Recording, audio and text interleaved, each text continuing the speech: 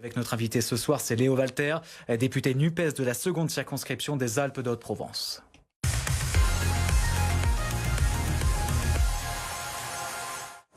Monsieur le député, bonsoir. Bonsoir. Merci beaucoup d'avoir accepté notre invitation sur l'antenne de BFM d'ici. Dans un instant, on va revenir sur des sujets des Alpes de Haute-Provence, mais avant cela, le maire de Briançon, Arnaud Murgia, a fait retirer le cairn installé par des associations en hommage aux migrants morts à la frontière.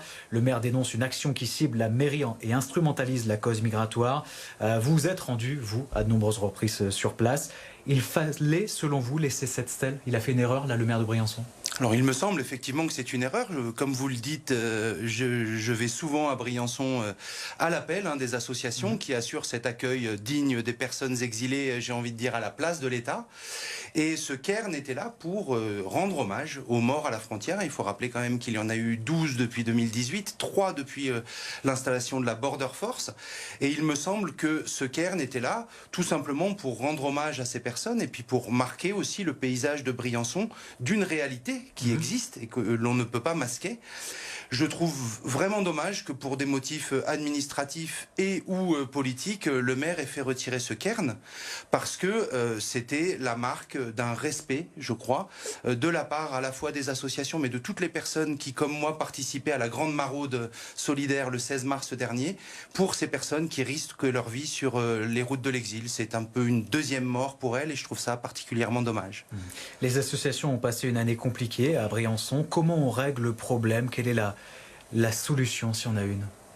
Alors ce serait très ambitieux de ma part de vous donner la solution, mais il me semble en tout cas que la solution qui est choisie pour le moment, à savoir une sorte de politique de la forteresse, on en a déjà d'ailleurs parlé sur ce plateau, qu'on soit d'accord ou pas politiquement, il faut se rendre à l'évidence, elle ne marche pas. Les gens continuent d'arriver, les gens sont jetés sur les routes de l'exil, on ne le fait jamais par plaisir, pour plusieurs raisons, des raisons économiques, des raisons politiques, des raisons climatiques très bientôt.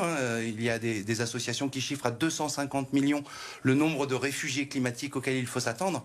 Donc il me semble qu'il faut lutter tout d'abord contre les causes de cet exil. Il y a plusieurs propositions à faire, on en fait beaucoup avec mon groupe politique, mais ce serait un peu long à développer ce soir. Et puis après, par contre, une fois que ces gens sont sur la route de l'exil, la seule solution que nous ayons, c'est de leur offrir un accueil digne et de les accompagner. C'est ce que devrait faire l'État, c'est ce que font les associations à la place de l'État. Et c'est pour ça que, au moins, si je peux lancer un appel à Arnaud Murgia ce soir, j'ai envie de lui dire, monsieur le maire, travaillez avec ces associations pour mettre en place un vrai mémorial aux morts à la frontière, qui pourrait justement être le signe de cette envie de travailler à l'accueil de ces personnes exilées.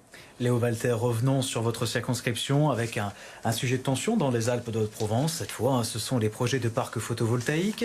Des parcs ont déjà été incendiés. Des militants occupent régulièrement des terrains pour arrêter les projets de parcs, à Cruys notamment, mais aussi du côté de Montfort. Là aussi, vous avez pris la défense de ces militants.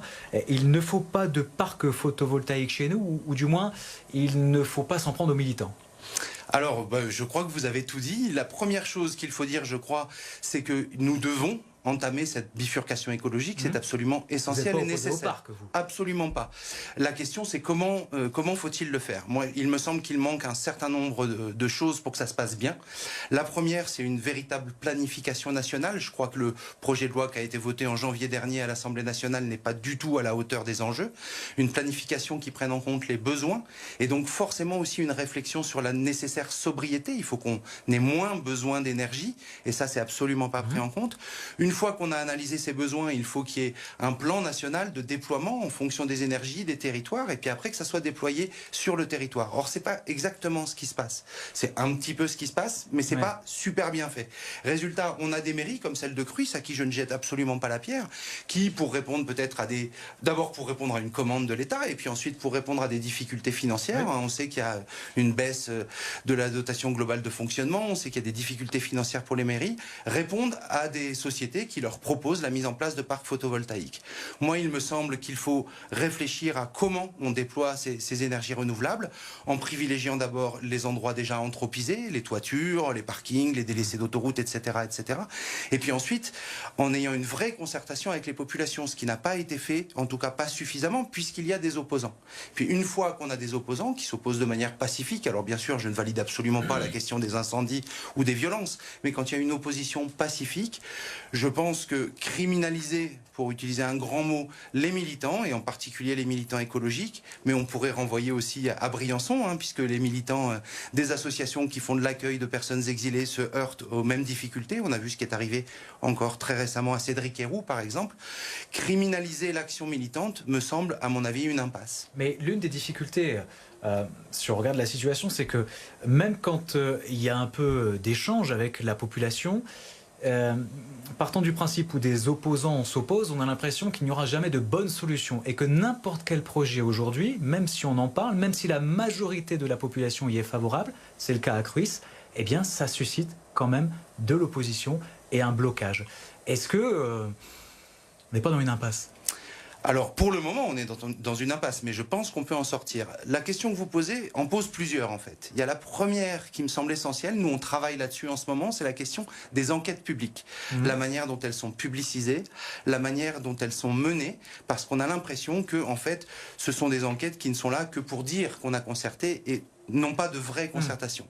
La deuxième question, c'est que par exemple, dans le cas du parc de Cruys, on est sur un espace naturel, et je pense que là, par contre, il faut renvoyer à l'État sa responsabilité, c'est-à-dire réfléchir, on va dire, à l'équilibre bénéfice-risque, de détruire des espaces naturels ou des espaces agricoles. Il y a par exemple dans le 04 un certain consensus de la part à la fois des syndicats agricoles, de la Chambre d'agriculture, sur le fait que l'agrivoltaïsme qui se développe est une erreur. Donc on peut trouver des consensus, mais pour cela, effectivement, il faut concerter, et puis il faut avoir des critères clairs sur où on installe, comment on installe, pour qui et comment et pourquoi on installe. Léo Walter, le temps passe. Une dernière question, il nous reste 1 minute. BFM d'ici a suivi un ancien maire des Hautes-Alpes qui a eu recours à l'euthanasie en Belgique, Jean-Claude Gast. C'était en novembre dernier, il se battait pour une loi sur la fin de vie. Il avait d'ailleurs interpellé directement Emmanuel Macron sur notre antenne. Une loi semble arriver cette année au Parlement. Vous voterez pour cette loi ?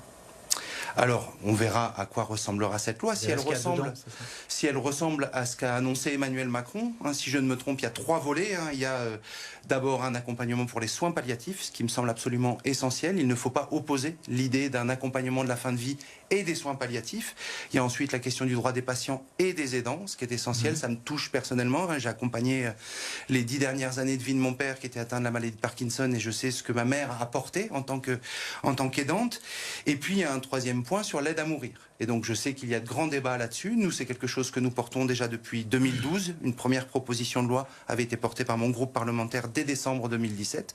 Donc nous sommes favorables à cette loi. Nous serons attentifs et vigilants sur à la fois le périmètre d'application et sur ce qu'elle recouvre réellement, et pour les patients, et pour les aidants, et pour les familles. Merci beaucoup, Léo Walter, monsieur le député, d'avoir été notre invité ce soir. Merci à vous. Merci à vous.